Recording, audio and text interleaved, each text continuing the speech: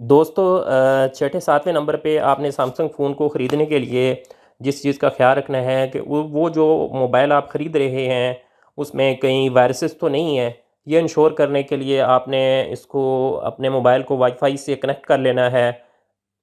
मैंने जैसे कि पहले वीडियो में बताया था कि वाईफाई में हमने किस तरह कनेक्ट किया था और उसकी हमने स्पीड भी चेक करके देखी थी। डिवाइस केयर में जाना है और इसको वायरसेस से चेक करने के लिए डिवाइस प्रोटेक्शन एंड पे हमने क्लिक कर देना है और यहाँ पे नो थ्रेड्स फाउंड का मैसेज ऑलरेडी दे रहा है।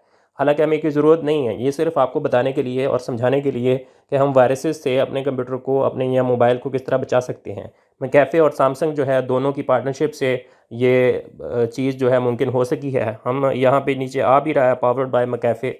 हम स्कैन फ़ोन पे क्लिक कर देते हैं और जब ये पूरी स्कैनिंग होगी, हमें जो भी कोई मसला होगा ऐप में वो सारा कुछ ये सैमसंग का फ़ोन जो है हल कर देगा।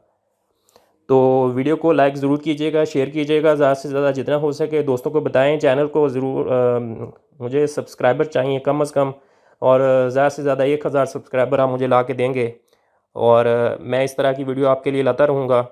वीडियो को लाइक शेयर कीजिएगा। तब तक किसी नए वीडियो में नए टॉपिक के साथ मिलते हैं।